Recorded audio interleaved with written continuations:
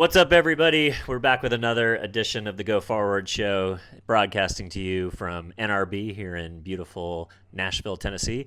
We've got Tyler Sansom, who's a director with First Capital Films, to come on to the show, tell us a little bit about what he's up to, what kind of projects he's working on, and what he's up to at NRB. So, Tyler, thanks so much for coming on, man. Man, thanks for having me. So tell us a little bit about yourself. What are you doing in NRB this week, and what are you guys promoting? What are you guys looking to get done? Yeah, I'm a pastor Nice. in southern Indiana, so Okay. right outside of Louisville, Kentucky. Let's go. And that's my full-time gig. Nice. So I'm the lead pastor of a church called Church Anywhere. And beyond that, we make films. So we started making films back in 2016. Wow. And we have our fifth feature film that's out currently, and I think it's in a few theaters left. There's Okay, a couple hundred awesome. screens nationwide, but it's dwindling down since it came out. Winding down. It's theatrical. January 16th, but it comes out next month in 25 cities in Europe. Oh, So let's it's our go. first Let's international, go. which is really exciting. When will it be available for second window, as they say? Yes. So it will be on Up Faith and Family as an exclusive Okay. starting April 1st. Amazing. Yeah. Okay, awesome. What was the film about? It is about a dad who is pretty depressed because he and his wife have divorced due to the stresses of having a severely autistic son. So he takes his son on a road trip, kind of gets him out of the institution, takes him on a road trip to the beach, and it's really about a father reconnecting with his son. I love that. What's it called? Learning You. Okay, awesome. Material-wise, do you write too, or are you just the director? Yeah, so I wrote my first feature film last year Okay. on an airplane on the way Nice. back from Uganda. Wow. It turns out when you have 30 hours on a flight one way, 60 total hours, you got a lot of time to just sit and Yeah, think. for sure. So that actually is going to be a Rediscover Television original that comes out in May of this Okay, year. So very we're cool. wrapping up production on that right now. I love it. So, been a pastor. What got you excited about making films in addition to being a ministry leader? That's what I went to school for. Okay, cool. So Where'd you go? Full Sail. Okay, So awesome. I've wanted to make films for my whole life. I Yeah. went to school to play college football. Uh-huh. I broke my neck, and so God had other plans. Finished up at Full Sail, and went into ministry at a very young age after that. I love it. And then when did was filmmaking always part of the plan in parallel path, or was there some winding roads that No. kept you more in the ministry side and then you brought you back to it? Yeah, I started out as a worship pastor. Okay. And then we started doing online ministry. So like not just streaming services, but like online classroom, online small groups, that kind of thing. Yeah. Kind of before it was cool. Yeah. So, Before COVID, when everybody had to do that stuff. yeah, so I transitioned into a full-time online pastor in 2015. Wow. Which was like way before it was cool. Yeah. And around end of 2016, I got a couple of my friends at the church together, and it's like, hey, like I've always wanted to make a movie. We got this audience built. Like, what if we tried to make a movie? Like, people are watching content, they would probably watch ours. Yeah. So we did, and it was like absolutely horrible. It's like I won't even tell you the name of it. It was like the worst film ever, but it sparked an interest in our team. Was it like full Rebel Without a Crew style, like shooting it on a shoestring budget? Or did you Shoestring guys actually raise budget. money We were like and- making it up as we went. It was just like volunteer actors from Yep. the church. Truly horrible. You gotta start somewhere though. Yeah, of course, yeah. A lot of creatives will never hit the green go button. So Exactly. we did it, and then we made our first real movie in 2021. It was called A Father's Fight. Had a limited theatrical. That's been out streaming a long time. So Let's go. All right, let's come back to the current film. Autism is 1 in 12 in California for boys. yeah, it's 1 in 26 in the country. Crazy. Yeah, it seems like it is just something that is almost unescapable. Back in the day, you hear Robert F. Kennedy and folks like him say, 1 in 50,000. When he was growing up, you didn't ever meet somebody with autism. You didn't really hear about people with autism. It's so prevalent. As a pastor, how often do you come into contact with autism or childhood behavioral issues that cause those types of rifts in families and then end up being the breaking point, the straw that broke the camel's back? We have a sensory room at our church, so we draw a lot of families from the community just to utilize that, because a lot of these families don't have a place to go and worship totally. where they Yeah. feel comfortable, especially if it's profound autism. Yeah. So people that are just mildly on the spectrum, Yeah. we see that quite a bit. That Sure. They're in the service, it is what it Yeah. is. But for the ones that need 24/7 care, we have that. So we're seeing it all the time. Making this film has really exposed me to that. Yeah, I can imagine. One of the really cool ministries that we're doing with the film is that we're doing red carpet premieres, similar to like Night to Shines, but Tim Tebow does, where we're traveling around the country and hosting like Hollywood-style red carpet premieres. That's so cool. But it's for the parents and kids. caregivers and kids. So we've done several. We've got like 10 more scheduled in different cities. And so just getting into contact with them has really exposed me to a lot of this. I can imagine. And I don't pastor them any other way than I pastor everyone. But one of the fun and challenging parts of being a pastor is trying to contextualize, like teaching people about Jesus and loving on them. Yep. And what I found with the special needs community, especially the parents and caregivers, is that they don't feel like anybody cares about them. So it's pretty easy to care for people that don't feel like anyone cares, because if you show them any effort whatsoever, it just lets them know, like, hey, you're not alone in this. The problem is not that many people show them very much effort. Lots of effort's put into the kids, but really the caregivers and parents, at least from my experience, they're kind of the unsung heroes. They're so isolated. They feel like they're voiceless, and I think that's what with this movie we're trying to achieve. Do you feel like things are changing at all with the current emphasis from, you know, at least our health professional class, at least from the government perspective, acknowledging that it's a problem and trying to address root causes and essentially, you know, putting an effort to at least hear these moms that have been gaslit for so long about how it happened, what caused it, and, you know, whether their kid is even autistic. You know, I mean, I wonder if you feel like the tide is shifting in the direction of a more understanding culture. I hope so. I mean, I hope that one day they figure out a way for that not to ever happen. From a pastoral standpoint,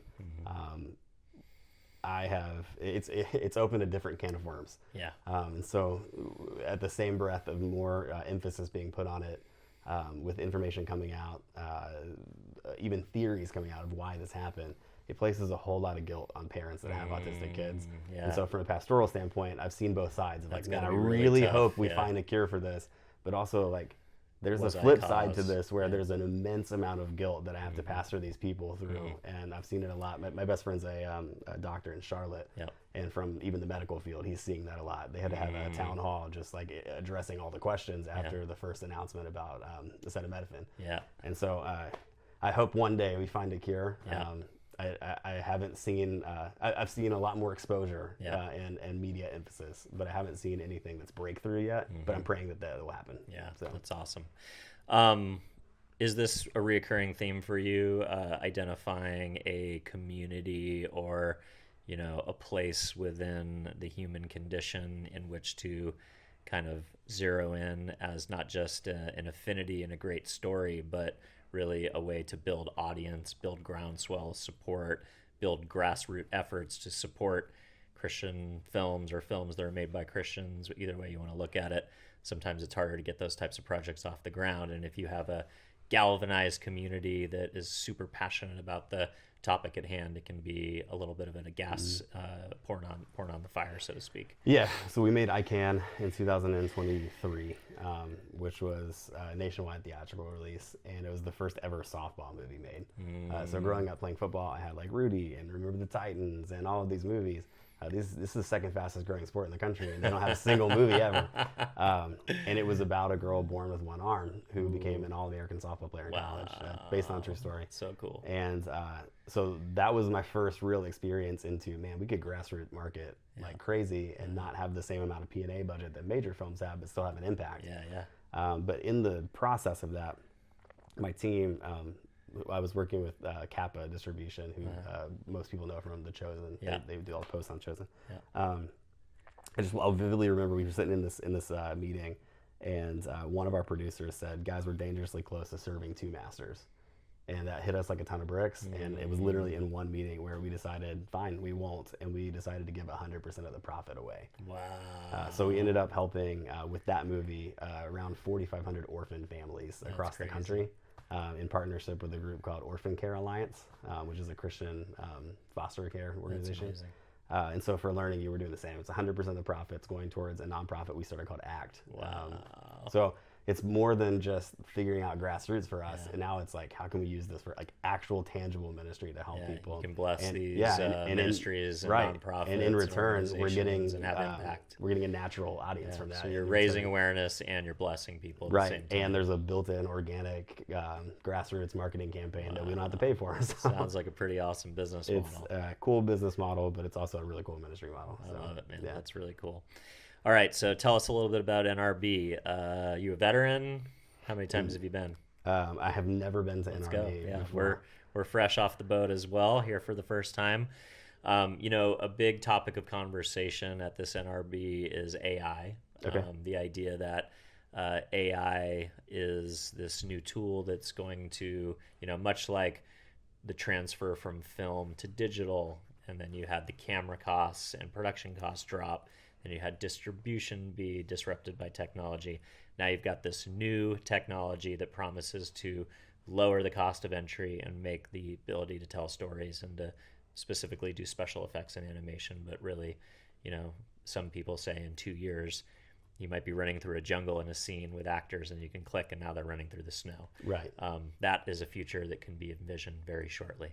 Are you an AI optimist as it's pertaining to the filmmaking process as an artist, a skeptic? What are your thoughts on AI and the ability for it to democratize filmmaking and lower walls even further? Yeah, I get weirdly the exact same question from being a pastor. Are AI going to be preaching our sermons?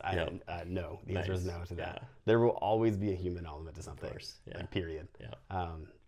But I'm a big fan of, I want to learn every tool available. Yeah, of course. So in my sermon prep, it's changed the game. I can know how many times the word blessed is said in the book of James in 11 seconds rather than me researching it. You can synthesize the great fathers of church theology and get their cumulative knowledge on topics. I can look up Greek language like this compared to having to look it up in a dictionary. And so that's been a major advancement for sermon prep. It's the same way with filmmaking. Yeah. Working on a project right now called Broadcast, and there are a couple of shots that just were not physically possible for us to get. Yeah. Not for the budget that you had. Correct. Yeah. Or the time of year, all of that stuff. All the things. And so being able to take place my actor on a green screen and then build an entire universe around him, pretty stinking cool. Awesome, in a very small amount of time. Yeah. What I do worry about is the post-production houses. I have many friends that work, specifically the guys out at Kappa in Burbank. They are diving deep into it to see how they can fit, but it's definitely going to displace unit economics. Man, audio post-production's already at a place where AI can clean up dialogue just as well as professionals, and it's $20,000 less that you have to spend on a budget. It's really hard not to want to use that. Yeah, I mean, when you're trying to stretch dollars as an indie filmmaker, you gotta do everything you can. The wrestle for me now becomes what is it? Human loyalty versus economic stewardship, and it's a really hard one to do. So totally. Yeah. Well, at least you're not returning capital to investors. The bottom line is all about them making their money back on the film. You're deploying, the use of proceeds on impact. But as a minister, you want that impact to stretch as far as possible. Right. So you can, generate higher returns. Yeah. We still have to pay back investors, but our portion, so you do. We're just so you basically, you do have equity funding in certain instances, but the filmmaker pool is what you're deploying to the ministries. Yep. Love it. Awesome, man. Well, great to sit down with you and learn a little bit about you and the films that you're making and all the cool work that you're doing, and love the business model. If folks want to learn more about you, connect, or tune in to the most recent release, where do you want to send folks? Yeah, our website is firstcapfilms.com. Let's go. And then the Learning You website is learningyoumovie.com. Beautiful. Thanks for coming on, buddy. Appreciate your time. Thank you.